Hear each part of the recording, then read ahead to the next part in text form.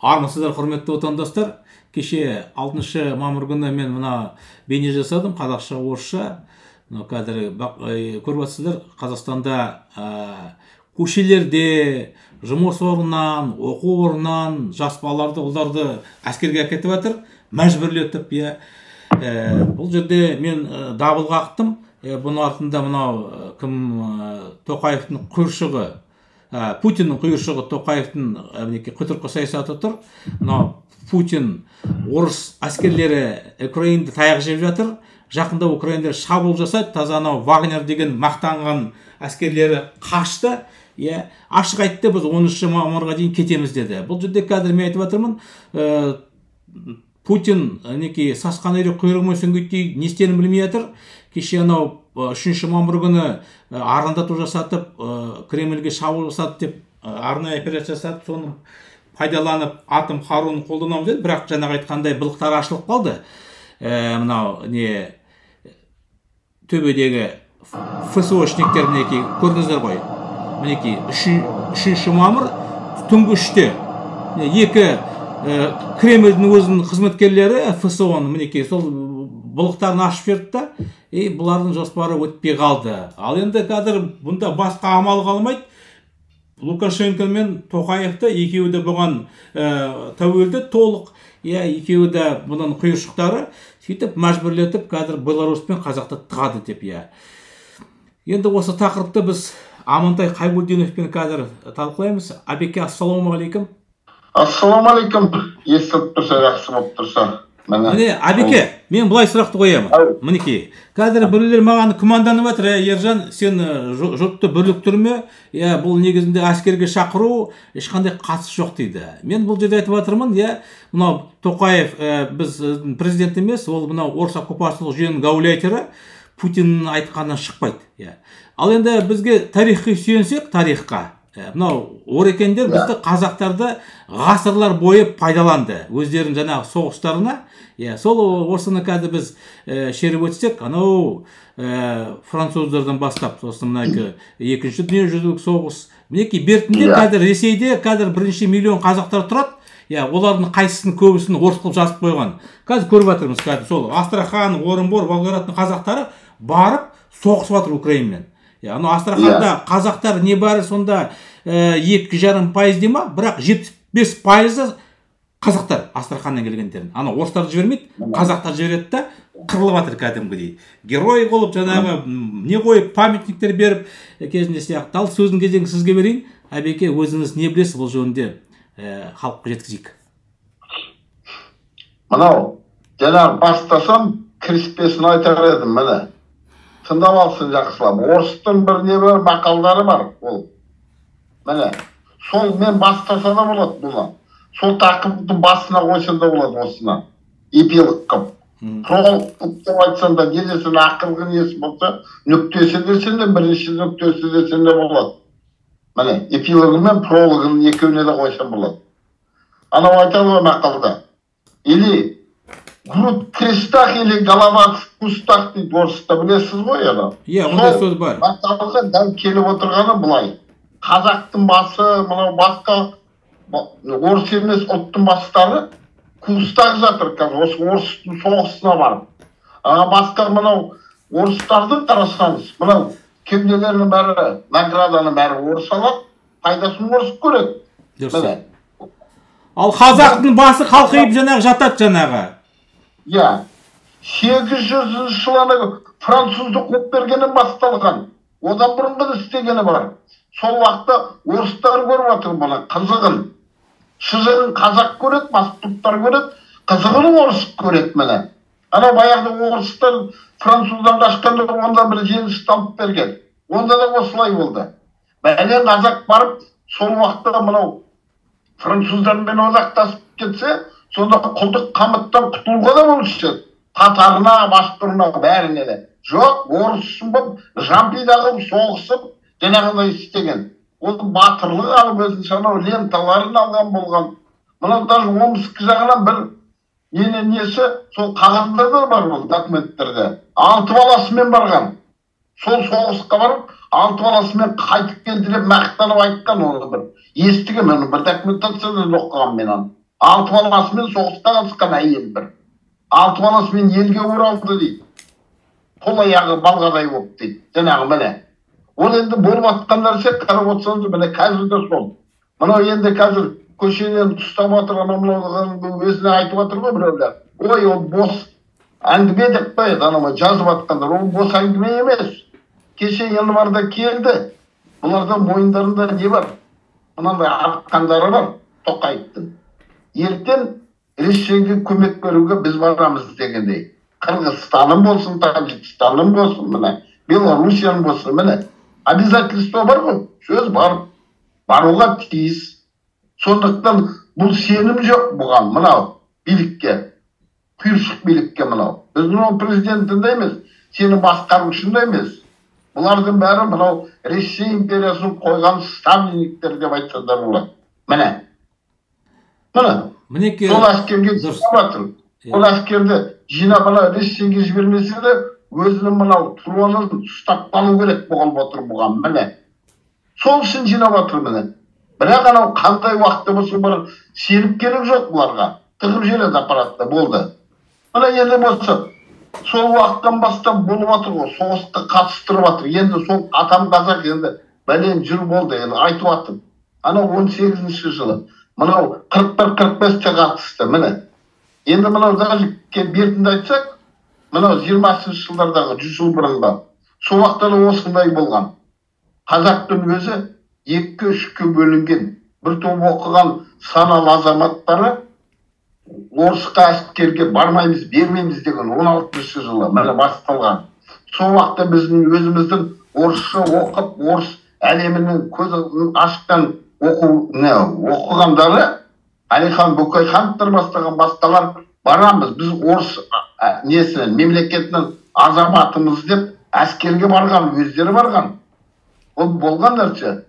Сол уақытта міне біздің елдегі нелеріміз, саналы азаматтарымыз әскерге бармаймыз, соғысқа, орыс үшін неміспен қырылыспаймыз, айдаладағы бір не деп бармайық. 16-шы ұлт азаттық көтеріліс ашқан. Міне. Мықты текті адамдарым болған. Ол уақыттағы мынау сол қозғалысты басқарғандарды айта кететін нәрсе, қажы, имам, діни, қайраткер адамдар бастаған, қай жерде болсаңыз.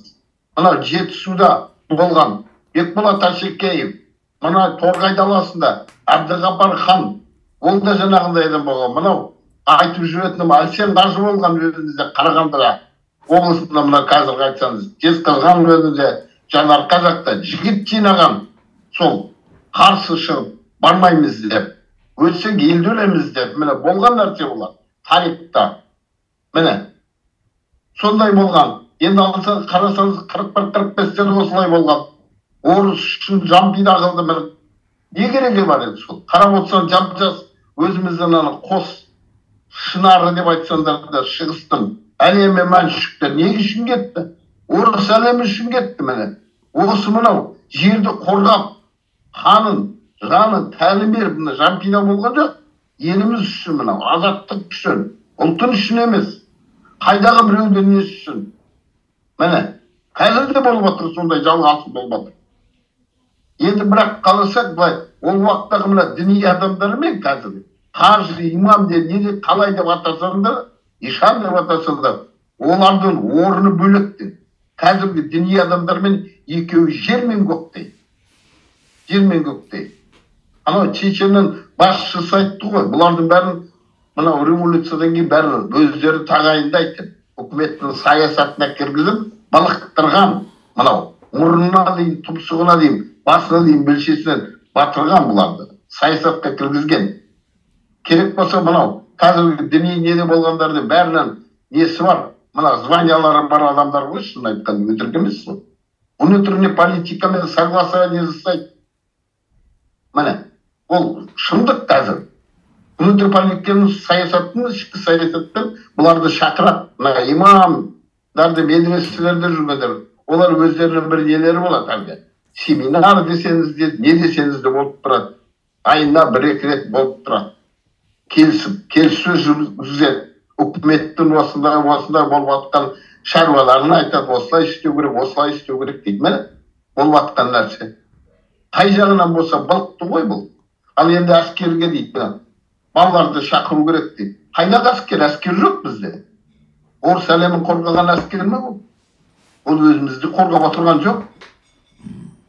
Бірақ мынау январда атқан ол қазақтың жігіттері емес оны істеген. Енді ана қазақтың жігіттері анау гестапо сияқты мынау әлемінде полицияның қинағандары бар, оның өзі үстінен хабар бергеннен кейін мынау осылай істелер. Әбеке, бұл жерде мен сөзімді бөліп жүремін де, бұл жерде мен бірінші айтып, тағы да мінекей нүктелеп қойғым келеді.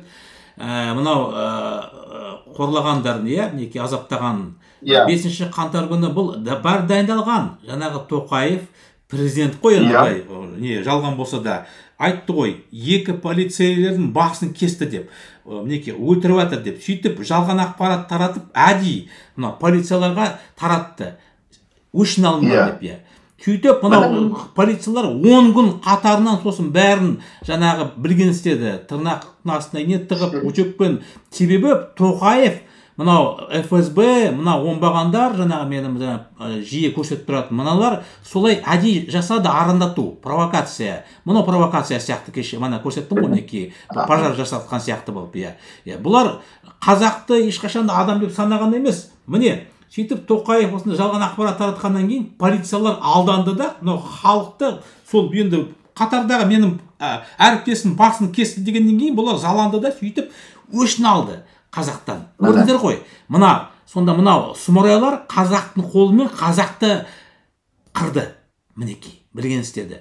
Бұлар білет бұндай болған шебер. Ал енді жаңа көтеріп өтті ғой, Әбекен, Францияда болған оқиға. Мынау бірінші дүниежүзілік соғыста тағы да айтты.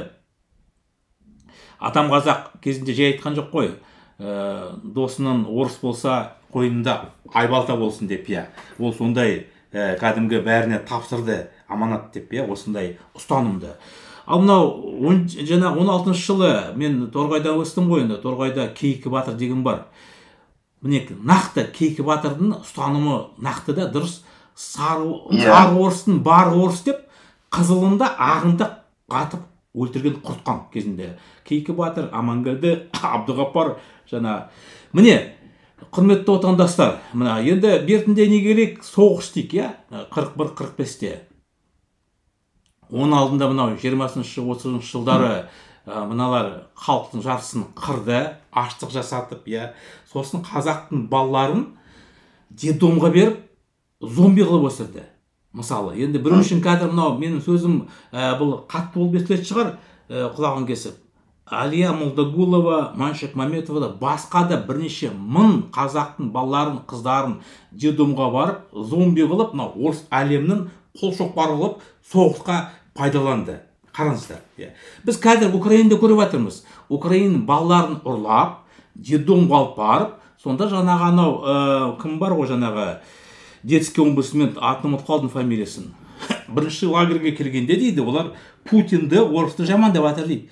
Бірақ біз оны түзетеміз дейді. Түзетеміз деп. Сөйтіп жатыр, га-га-га соталайын деп жатыр ғой. Міне қараңыздар, сол уақыттан бастап орыстар қазақты жек көреді, қазақты мәңгүрт қылып, өзінің мына құйтырқы саясатына осындай соғысқа пайдаланды, және де пайдаланып жатыр. Мынау қазіргі уақыттағы Ресейде болып жатқан ахуал көріп жатсыздар, Волгоград, Саратов, Орынбордың қазақтарын сол кезіндегі Әлия Молдагулова, Маншек Маметова сияқты миллион улап орысқа соғысқа салып жатыр. Қашанда олар қаруды алып Путинмен соғысу керек еді.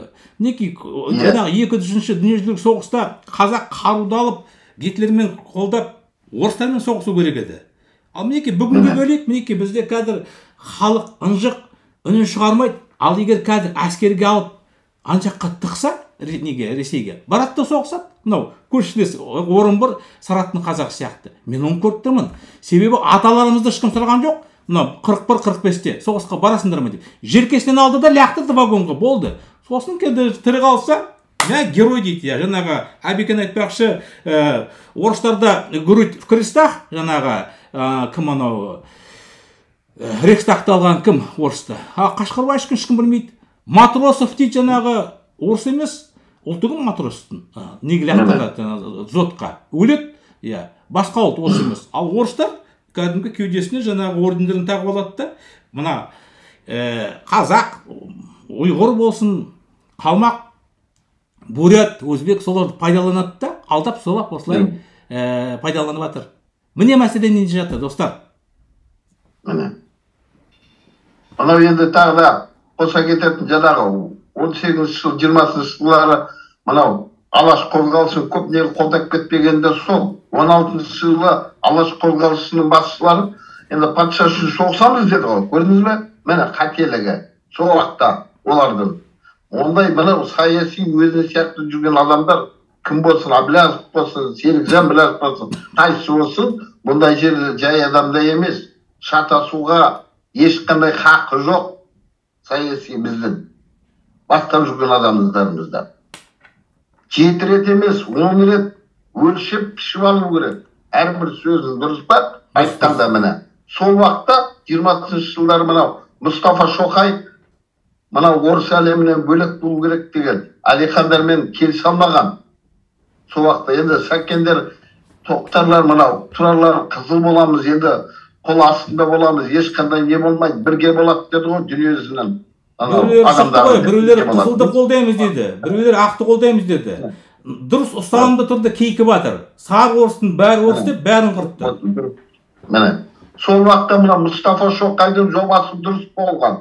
Мұстафа Шоқай айтқан, мына түркі халықтары бәрін бірігіп қана боласың, шыға аласың бұлардың қол астынан. Әйтпесе шыға алмайсың деген. Бізге анау қызыл да керек жоқ, жаңа кейкі батыр дегендей. Анау деген жер ақ орыс та, көк орыс та бәрі орыс. Бізге только шығу керек, азаттық алу керек. Дұрыс, міне тарих қайталанып келе жатыр, достар. Дұрыс. Тарих қайталанып келе жатыр. Мінекей қазір мен айтып жатырмын. Мынау Қытай тақырыбын, мына ФСБ шығарып жатыр. Әдейі, мінекей халықтың миын қатыру үшін мына орыстар, оңбағандар, жарты бастардың. Қазақтың жарты басын ағып тастаған. Қазақтың жарты басын жартысын ағып тастаған орыстар. Орыстың қылығын, орыстың қылмысын қазақ көрмейді. Ал жалған Қытайдың тақырыбын қазір алдына қойып қойды да, оның ішінде мінекей жаңағы дұрыс айтып жатыр, мінекей кезінде Шоқай, Ахметтер айтып, мінекей Америкада жүр Біляш, мынау Ақорданың несін қолдап жатыр, Қытайдың темасын, тақырыбын көтеріп, нетіп жатыр, айналдырып жатыр, билікке керегін. Біляштың ұстанымы дұрыс, ол алдау дейді. Мен де сондай, мынау Қытайдың тақырыбын, безбезін ол алдау. Міне мына әрекетті жасыру үшін, басқа да әрекеттерін, мынау қылмыстарын, былтырғы қаңтардың қантөгісін ең басты. Одан кейін мінекей сайлау неше өтті. Осыны жасыру үшін Қытайдың тақырыбына ауыстыра салады. Сондықтан қазағым сауатты бол. Осыны бәріне баға беру керек.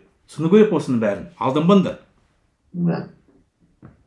Енді қарап отырсаң, соған дәлі түсінбей отыр. Мына шындығына келгенде саяси әлі бар ғой да 99% емес. Көзі ашық емес халықтың. Оны шындықты айту керек, міне. Мойындау керек, міне.